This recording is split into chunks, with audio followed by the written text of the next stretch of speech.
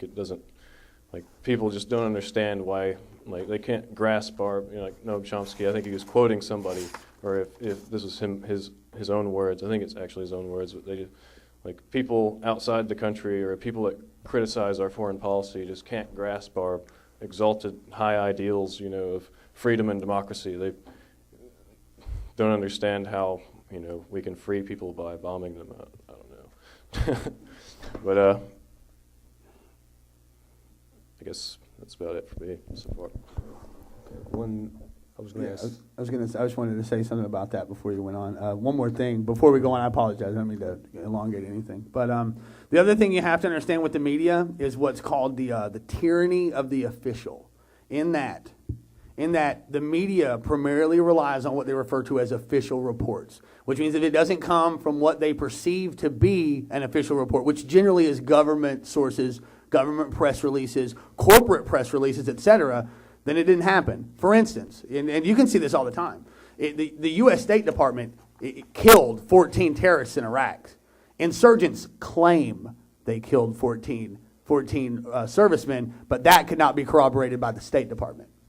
You see, so that's the thing. It's a very one-sided thing in the media, and that's another thing that contributes to it. It's just not just the military-industrial complex and the fact that, Boeing and Lockheed Martin buy a tremendous amount of advertising space on CNN and stuff, and also own a tremendous amount of stock. And so, since they sell warplanes, they're probably not going to want a bunch of anti-war stuff on their network because it doesn't make a lot of money. Like if I owned a candy factory and a TV network, we probably won't do a lot of obesity stories on my TV network,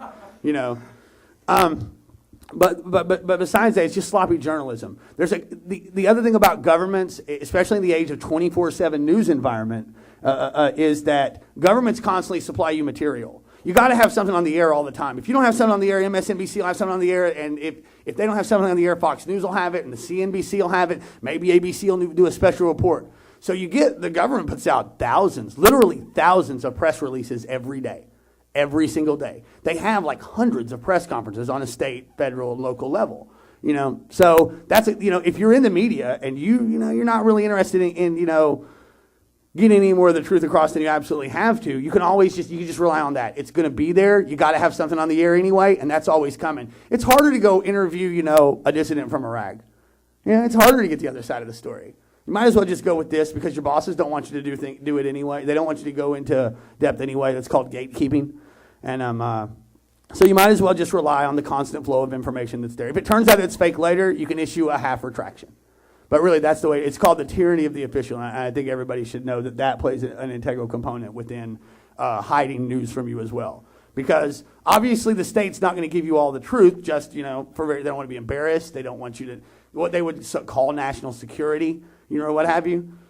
So you can't rely on that to get the truth across, and that's what the media relies on, and that's what they call the truth. I just wanted to make one more short point on the question you asked me. I think one big issue of it is the lack of coverage or lack of attention paid to the people that we kill with our weapons. When we send our army somewhere, and like as for example, we dropped more bombs on Vietnam than were dropped in all theaters of World War II and the Korean War. And we killed, we don't see, the United States doesn't do official body counts of its victims.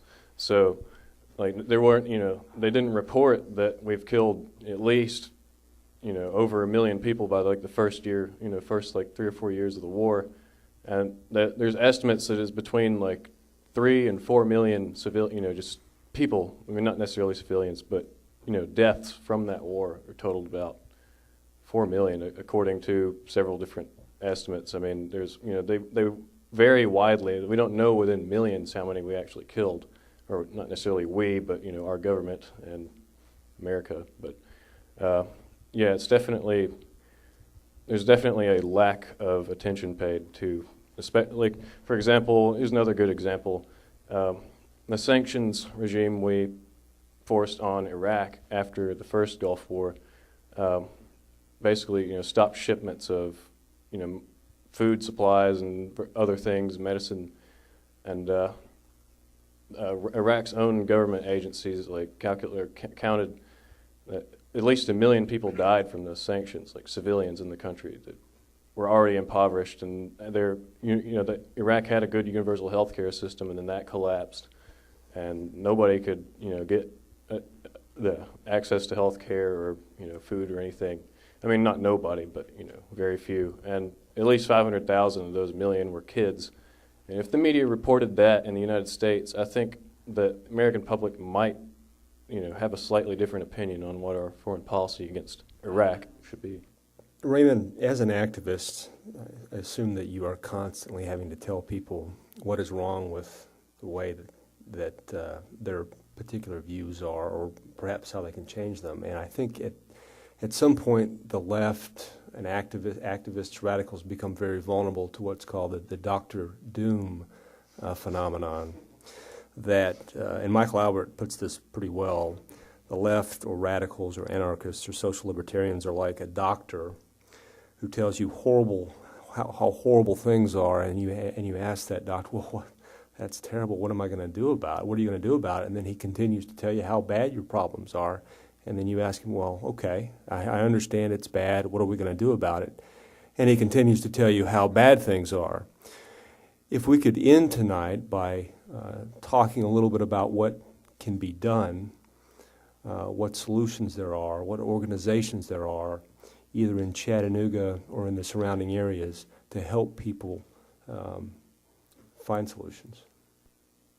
There are a few organizations in the Tennessee area that have been helping as far as gender rights go. I do believe it's TPAC that is the coalition to try and change laws in the state of Tennessee regarding gender issues and regarding gender association, and trying to get that part of the Discrimination Act that I think is on the law books. I'm not sure. I'm not the lawyer, but but also the activism starts with you. First of all, you have to. I always talk to people and tell them about the horrible things that are going on, and like you said, what do? First of all, things like this, we get together. Second of all, being open to sharing your space, getting rid of the idea in your head. I think this is something that I work on personally, getting rid of the idea that my home is my home and things of that nature. It is a place where I can find comfort and solace, but at the same time, I should never have my door closed to anyone, within reason, of course, but that it should always be open for anything. That we always need to have the openness of coming together. There are a few groups in Chattanooga as well that have, not necessarily in Chattanooga. Let me rephrase this. There are groups in everyone's lives that are constantly trying to change. We all come together and we all have a circle of friends, and we all throw those things out in the air, the bad things, and then usually we work together to solve those problems. And now I'm just kind of trailing off. Also, the church. The church is a great institution. As far as it goes in helping people to find power within themselves. And I hate to say it, Christianity has a horrible stigma upon it right now, that the hellfire and brimstone stigma, the prosperity preachers that are out there. But for the most part, when we get together collectively, when I come together to worship on any day that I